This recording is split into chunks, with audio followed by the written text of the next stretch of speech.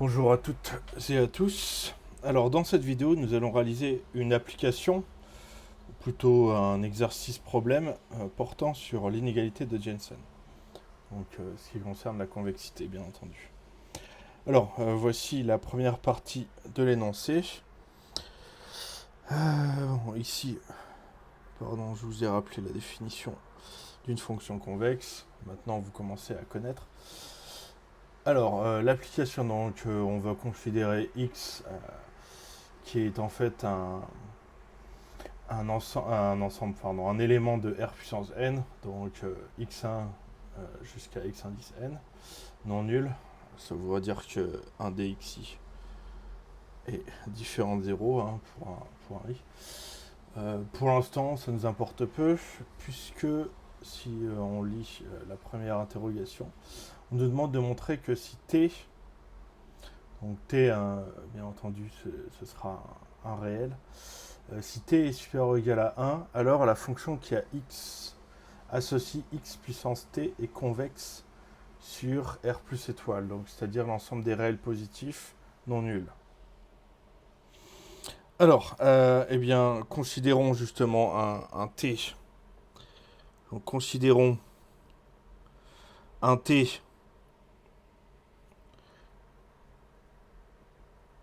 supérieur ou égal à 1, et cette fameuse fonction, donc la fonction qui a x associe x puissance t. Alors, la fonction qui a x associe x puissance t, elle est dérivable sur R plus étoile. Elle est dérivable. Alors, pourquoi elle est dérivable? Bon, je vais quand même l'expliquer. Tout simplement parce que, en fait, si on prend... imaginons donc on a t, on prend un x appartenant à R plus étoile. Et bien, en fait, cette fonction-là, x indice t, x puissance t, pardon, en fait, c'est exponentielle t ln de x. Et exponentielle et dérivable. Voilà, donc ça suffit. Maintenant, sa dérivée. Bien, sa dérivée, c'est la fonction. Et la fonction, vous connaissez très bien comment on dérive une puissance. Il suffit de faire t, donc de descendre la puissance, de faire moins 1 pour la puissance. On pourrait le redémontrer, mais c'est pas le but. On pourrait redémontrer avec la notation f de a plus x moins f de x sur x. Ou f de a plus h. F de a plus h moins f de a sur h, pardon. Donc en fait, bah, il suffit de descendre, donc ça fait t x puissance t moins 1. Alors, comme on a t qui est supérieur ou égal à 1, eh bien on a t moins 1 supérieur ou égal à 0, donc comme t moins 1 est supérieur ou égal à 0, eh bien la fonction dérivée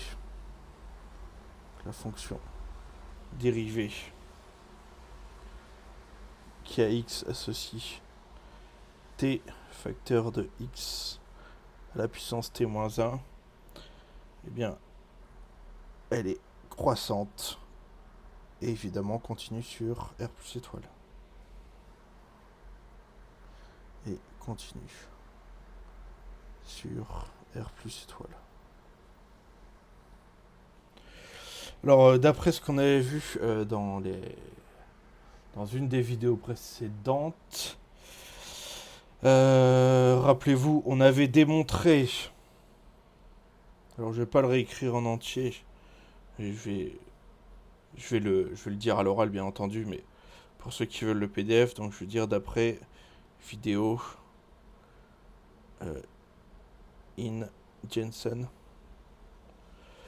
Eh bien, souvenez-vous, on avait démontré que pour i, grand I, un intervalle de R, et f, une fonction de i dans R qui est dérivable telle que f' soit continue et croissante sur I, eh bien nous avions montré que f était convexe sur I. Donc on applique, en fait en appliquant à la fonction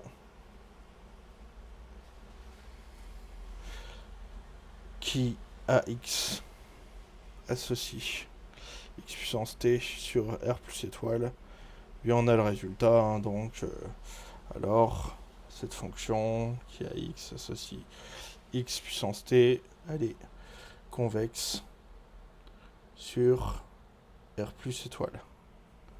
Voilà. Donc surtout ne pas hésiter à aller revoir cette vidéo de l'inégalité de Jensen, c'est celle sur la partie 2. C'est la vidéo inégalité de Jensen partie 2. Donc on avait bien démontré que pour grand I, un intervalle de R et F, qui est de I dans grand R dérivable, tel que la dérivée de F, donc F', soit continue et croissante sur I, on avait montré que F était convexe sur l'intervalle I. Alors, ceci étant fait, passons à la question suivante. Alors, j'avais prévu un peu plus de place. Alors, maintenant, on doit montrer... D'accord, que la fonction...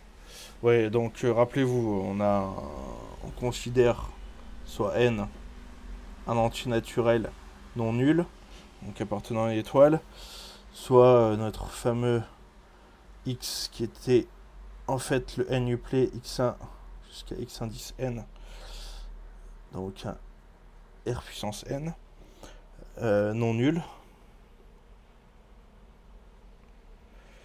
Donc c'est-à-dire, encore une fois, au moins un dxi qui est différent de 0. Alors montrons que la fonction sur l'intervalle incompris plus l'infini, qui à p associe 1 sur n, facteur de la somme de k égale 1 à n, des valeurs absolues des x indice k à la puissance p, le tout à la puissance 1 sur p, est croissante sur l'intervalle 1 plus l'infini, 1 incompris. Alors donc, ce qu'on va faire, c'est qu'on va considérer soit un couple PQ, P et Q, donc P et Q appartenant à 1 plus l'infini, tel que Q est supérieur ou égal à P. Alors, ce qu'on va faire, c'est qu'on va montrer que on a la somme de I égale 1 à n de la valeur absolue des xi puissance P à la puissance 1 sur P, qui est inférieure ou égale à la somme de I égale 1 à n des valeurs absolues de xi à la puissance q, le tout à la puissance 1 sur q. Pardon. Ouais, ça reste visible. Alors, donc, pour rappel, on a q supérieur ou égal à p. Hein. Donc, prenons soit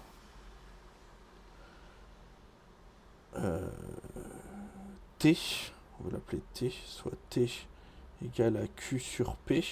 Alors forcément, comme q est supérieur ou égal à p, q et p appartenant bien à 1 plus l'infini, on peut bien mettre 1 sur p, hein, il n'y a pas de 0. Donc c'est supérieur ou égal à 1, comme q est supérieur ou égal à p.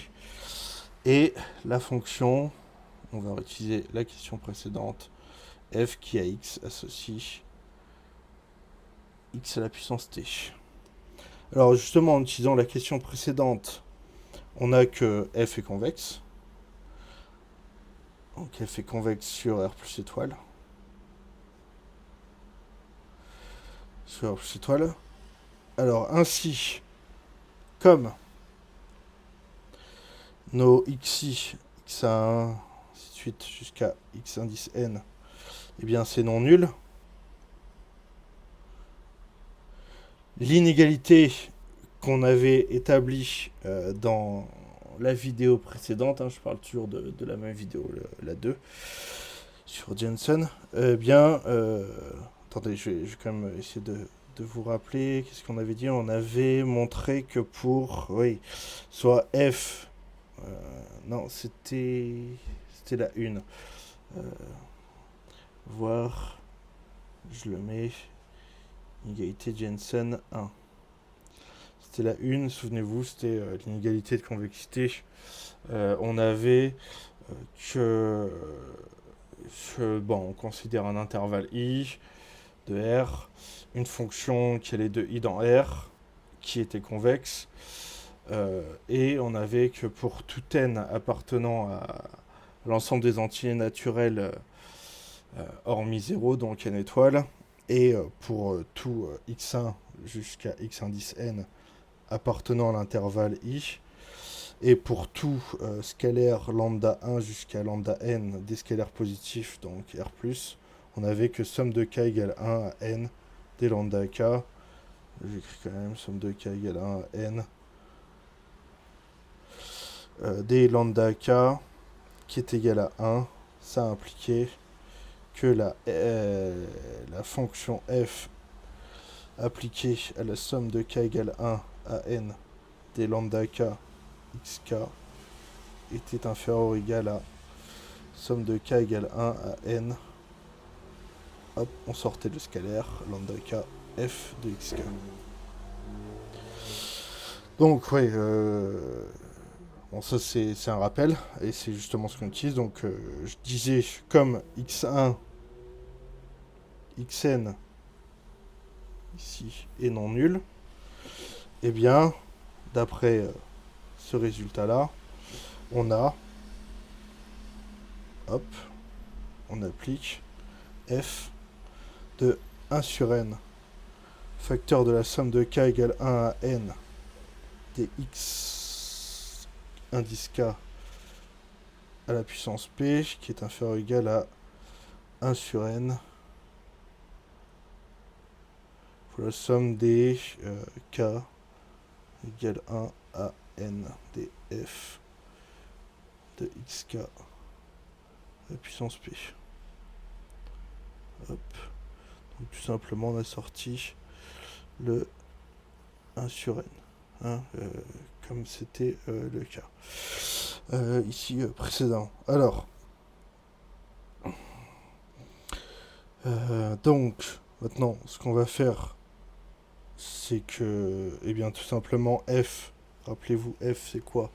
F c'est la fonction qui a x associe x puissance t, donc avec t égale q sur p, donc x qui associe x à la puissance q sur p. Donc ça nous fait 1 sur n fois somme de i égale 1, pardon, désolé, je change de variable, peu importe, vous mettez k, i, tout ce que vous voulez. Somme de i égale 1 à n de la valeur absolue des xi à la puissance p, le tout à la puissance q sur p, qui est inférieur ou égal à 1 sur n fois la somme de i égale 1 à n de la valeur absolue des xi à la puissance p, le tout à la puissance q sur p. Voilà qui est fait. Alors, maintenant on doit montrer que la fonction qui a p associe 1 sur n fois somme de k égale 1 à n de la valeur absolue des xk à la puissance p, le tout à la puissance 1 sur p, est croissante. Donc, en fait, en élevant à la puissance 1 sur p, donc en élevant à la puissance 1 sur p, donc comme la fonction qui a x associe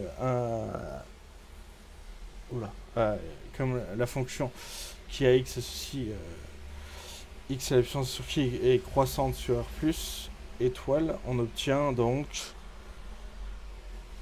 1 sur n. Ce que je dis à l'oral, vous n'êtes pas obligé de l'écrire.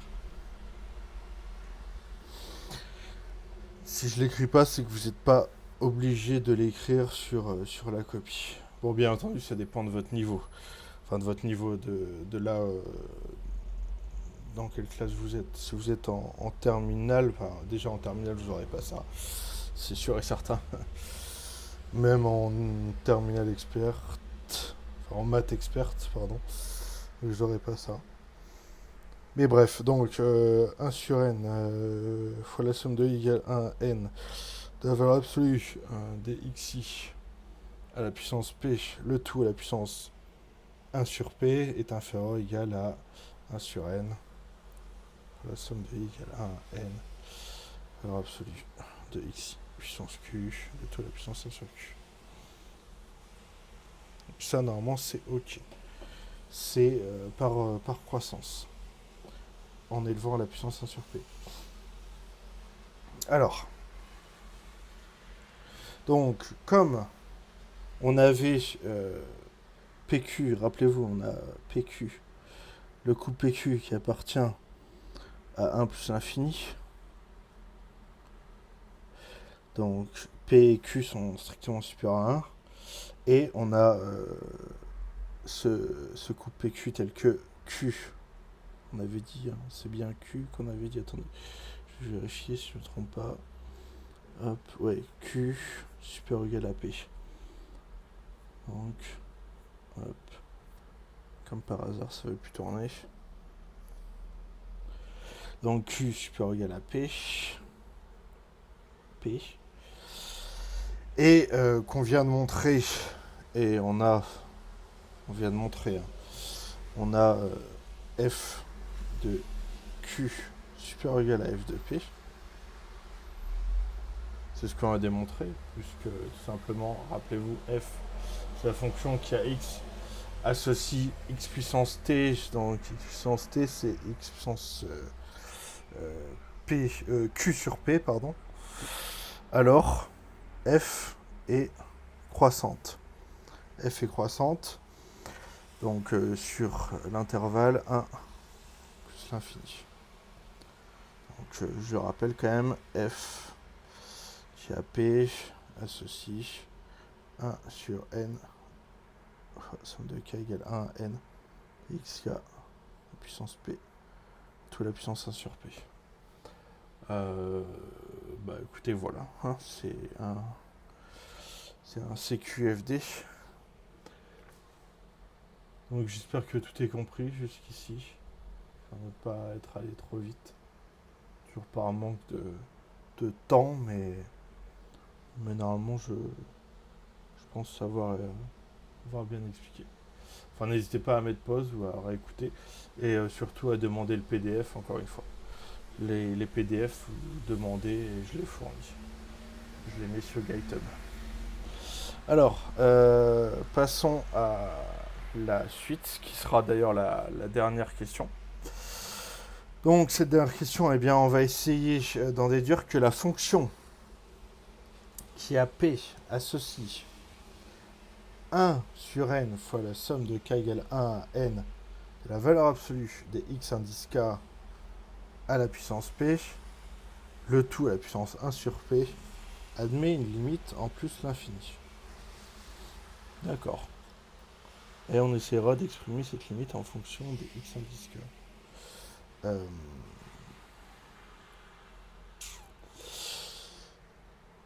D'accord, donc moi je pense qu'on va utiliser les normes.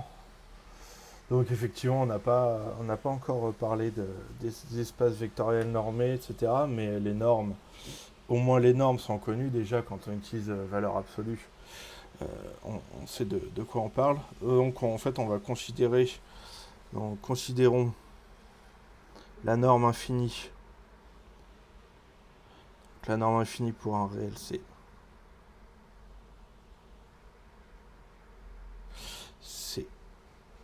norme infinie de x qui est égale en fait au... Alors, désolé, je passe à la ligne, encore une fois, il ne faut pas le faire sur une copie. C'est le maximum de la valeur absolue des x. I, parce que rappelez-vous, hein, x c'est des xi. i de 1 à n. En gros, x1 jusqu'à xn. Voilà. Donc en fait c'est le maximum de la valeur absolue des x indices i pour i appartenant à 1 à n.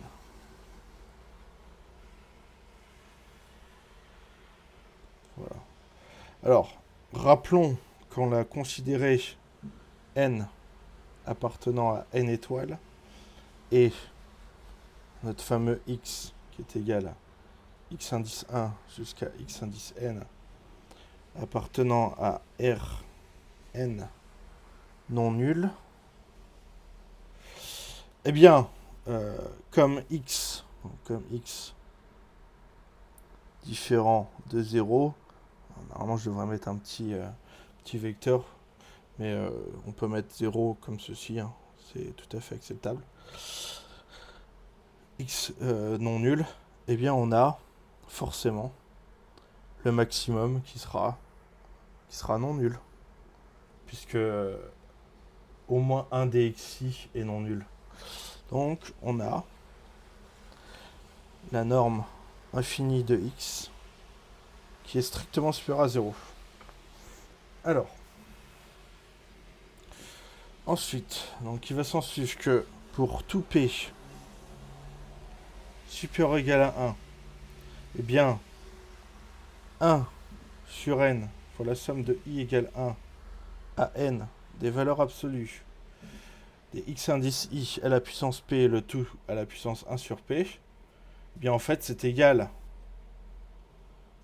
on va faire intervenir la norme infinie, on va faire apparaître la norme infinie.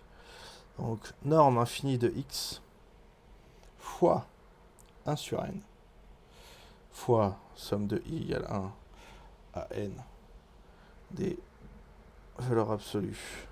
J'ai envie de dire module à chaque fois, mais c'est bien une valeur absolue. Même si module serait correct. Sur norme de x infini, le tout à la puissance p et le tout à la puissance 1 sur p. 1 sur p. Donc c'est ok pour ça. Quand on fait rentrer la norme de x infini, ça se simplifie.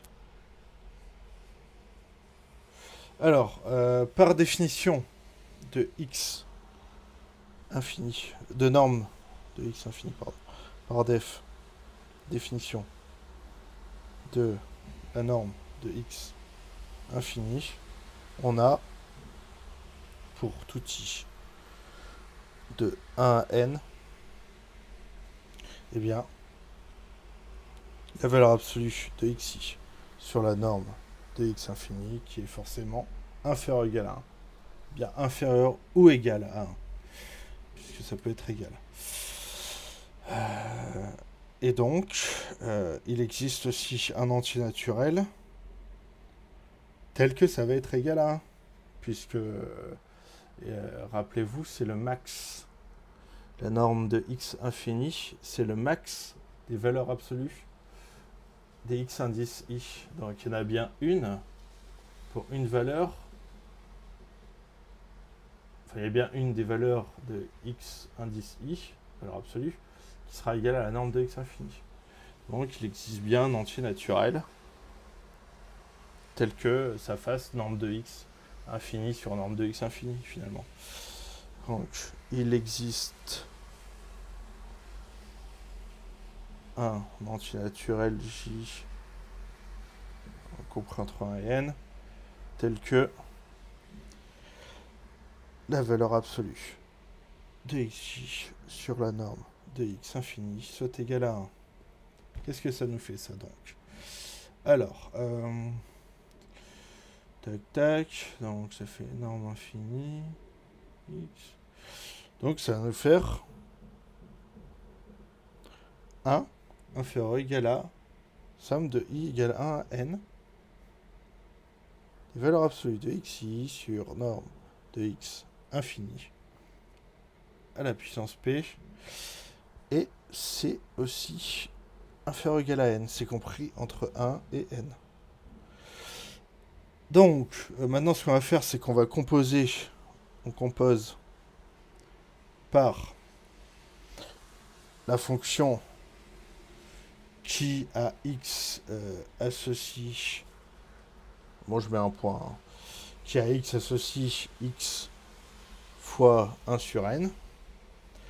Alors, elle est effectivement croissante. Donc, elle est croissante. Ainsi, on a 1 sur n inférieur ou égal à 1 sur n fois la somme de i égale 1 à n des valeurs absolues de xi sur la norme infinie de x, tout à la puissance p, est inférieur ou égal à 1. On a divisé par n de chaque côté. Hein. J'ai envie de la mettre ici.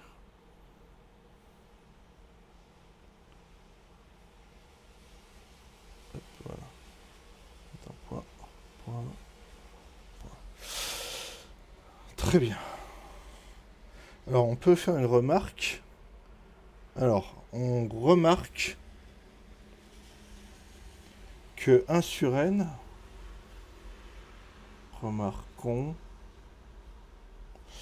que 1 sur n à la puissance 1 sur p est inférieur ou égal à, donc on met tout entre parenthèses, 1 sur n fois la somme de i égale 1 à n des valeurs absolues de xi sur norme infinie de x à la puissance p, le tout à la puissance 1 sur p, du coup, comme on passe tout à la puissance 1 sur p, et donc 1 à la puissance 1 sur p, ça fait 1. 1 à la puissance 1 sur p, ça fait 1. Donc en fait, c'est ce qu'on a fait. Non, mais ça, on l'a déjà fait, ça. Qu'est-ce que je raconte, moi Touc, touc, touc.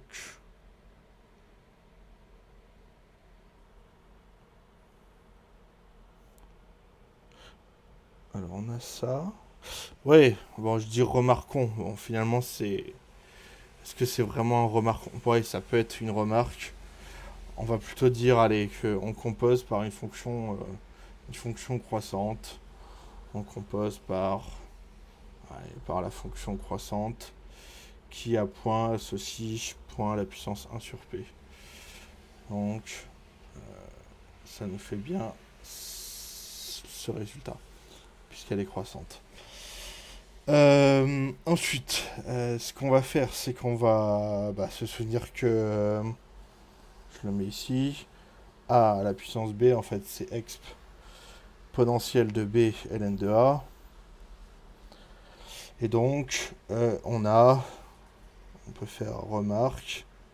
Bon, j'aime bien dire remarque, mais on peut dire tout simplement donc 1 sur n, en fait, à la puissance 1 sur p est égal à exponentielle de, alors, 1 sur n, ln de 1 sur n, c'est moins ln de n. Donc ça fait moins ln de n fois 1 sur p, oula, moins ln de n fois 1 sur p, donc moins ln de n sur p. Et donc, finalement, on va pouvoir en déduire la limite, hein, tout simplement. Donc, limite pour p qui tend vers plus l'infini de 1 sur n à la puissance 1 sur p, comme par hasard, c'est 1. C'est, en gros, j'aime pas trop écrire ça, mais pour expliquer, c'est un r plus à la puissance 0. Un r plus étoile, pardon. R plus étoile. C'est un réel positif non nul qu'on met à la puissance 0. Donc ça fait 1. J'aime pas trop cette notation, mais en même temps, je l'aime bien parce que elle a été utilisée par mon prof de MP étoile. Elle était utilisée, il nous disait toujours sur le brouillon, bien sûr, uniquement sur le brouillon, jamais sur une copie. Alors, maintenant, pour rappel, donc, on avait quoi? On avait 1 sur n à la puissance 1 sur p, qui est inférieur ou égal à 1 sur n, fois somme de i égale 1 à n, des valeurs absolues x indice i sur norme de x infini, sur norme infinie pardon, de x, la puissance p, le tout à la puissance 1 sur p, qui est inférieur à 1. Donc quand on fait passer à l'infini, enfin p à l'infini, bah ça tend vers 1, ça tend vers 1, parce qu'il n'y a pas de p. Donc bah forcément ça va tendre vers 1, par encadrement. Théorème des... Comment vous appelez théorème des gendarmes, je crois. De la saucisse, enfin ça dépend de... Mais le vrai nom c'est théorème d'encadrement. Théorème des gendarmes, c'est bien pour les jeunes. Mais c'est pas le vrai nom. Donc ainsi, par encadrement, et bien voilà, on a limite de 1 sur n, somme de i égale 1 à n, de la valeur absolue de x indici sur la norme infinie de x, le tout à la puissance p, le tout à la puissance 1 sur p qui est égal à 1. Donc, finalement, si on fait passer la norme infinie de x de l'autre côté, on a donc, enfin quand je dis de l'autre côté, on multiplie, on va dire, à gauche et à droite, ce sera plus clair, par la norme de x, la norme infinie de x, donc on a limite, parce que c'est bien ça qui nous intéresse, hop, limite pour p qui tend vers plus l'infini de 1 sur n, la somme de i égale 1 à n, des valeurs absolues dxi à la puissance p, le tout à la puissance 1 sur p, qui est égal à la norme de x, la norme infinie de x, avec, rappelons-le, la norme infinie de x, qui est en fait le maximum pour les valeurs absolues des xi, avec i appartenant à y compris entre 1 et n, et entier naturel. Voilà. Donc ceci eh bien, termine la démonstration de cette question. Ceci termine l'application. Donc les applications de l'inégalité de Jensen. Alors j'espère que cela vous a aidé à appréhender et comprendre comment résoudre un exercice, un problème, un petit problème où Jensen est important. Alors dans la prochaine vidéo, ça y est, on passe à une nouvelle inégalité. On passera à l'inégalité de Cauchy-Schwarz. Je vous souhaite donc une bonne journée ou une bonne soirée et puis à bientôt. Allez, ciao.